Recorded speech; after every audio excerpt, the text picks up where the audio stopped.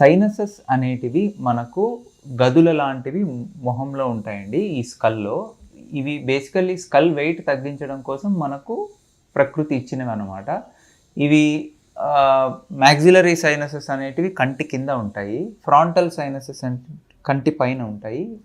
రెండు కళ్ళ మధ్యలో ఎథ్మాయిడ్ సైనసెస్ అనేటివి ఉంటాయి.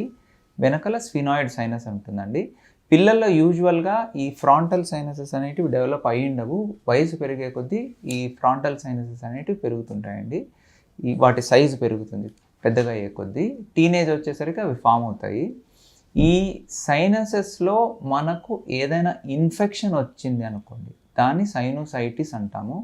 ఇది వైరసెస్ వల్ల రావచ్చు, బ్యాక్టీరియా వల్ల రావచ్చు, ఫంగస్ వల్ల రావచ్చు, దేనివల్ల అయినా ఈ ఇన్ఫెక్షన్స్ రావచ్చండి. సో అలర్జీ ఉన్న వ్యక్తుల్లో ఈ సైనస్ ఇన్ఫెక్షన్స్ రావడం కామన్గా ఉంటుంది. అలా కాకుండా ఏదైనా ఇమ్యూనో కాంప్రమైజ్డ్గా అంటే ఏదైనా రోగ నిరోధక శక్తి తక్కువ ఉన్నా కూడా ఈ సైనోసైటిస్ ఫ్రీక్వెంట్గా వచ్చే అవకాశం ఉంటుంది. డెంటల్ ప్రాబ్లమ్స్ ఉన్న వాళ్ళకు కూడా సైనోసైటిస్ ఎక్కువ వస్తుంది. పుచ్చిపోయిన పళ్ళు అలాంటివి ఉన్న వాళ్ళకు కూడా ఈ సైనోసైటిస్ ఎక్కువ వచ్చే అవకాశం ఉంటుందండి. సైనోసైటిస్ యొక్క లక్షణాలండి.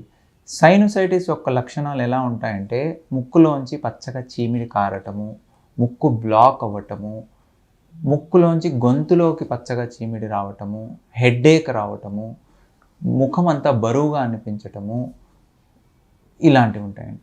అలా కాకుండా మైనర్గా కొంతమందిలో జ్వరం రావటము, పంటి నొప్పి రావటము, చెవి నొప్పి రావటము, ఇలాంటివి కూడా ఉంటాయండి. సైనోసైటిస్ యొక్క లక్షణాలు. వాసన కూడా తగ్గుతుంది. సైనోసైటిస్ ఉన్న వ్యక్తిలో వాళ్ళు వాసన పసిగట్టడం కూడా తగ్గుతుంది. సైనోసైటిస్ ఒకసారి సర్జరీ అయితే మళ్ళీ రాకుండా ఉంటుంది అని గ్యారంటీ ఎవరు చెప్పలేరండి. సైనోసైటిస్కి యూజువలీ మెడికల్ ట్రీట్మెంట్ సరిపోతుంది. నేను ఇదివరకు చెప్పినట్టుగానే పిల్లల్లో మెడికల్ ట్రీట్మెంట్ అనేది క్లియర్గా సరిపోతుంది. చాలా మటుకు 90-95% కేసెస్లో.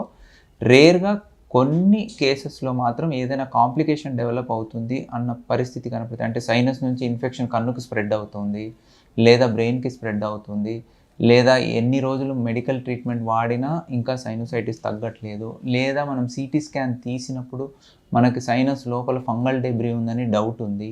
సో ఇలాంటి పరిస్థితుల్లో మనము ముక్కు ద్వారా వెళ్ళి ఎండోస్కోపిక్గా ఆ సైనస్ యొక్క ఓపెనింగ్ అనేది పెద్దగా చేసి సైనస్ లోపల ఉన్న గలీజ్ లేదా ఆ ఫంగల్ డెబ్రీ అని కానీ ఏదైనా క్లియర్ చేయటం అనేది జరుగుతుంది. ఆ తర్వాత కొన్ని రోజుల వరకు ముక్కు అనేది కడగాలి పిల్లవాడు.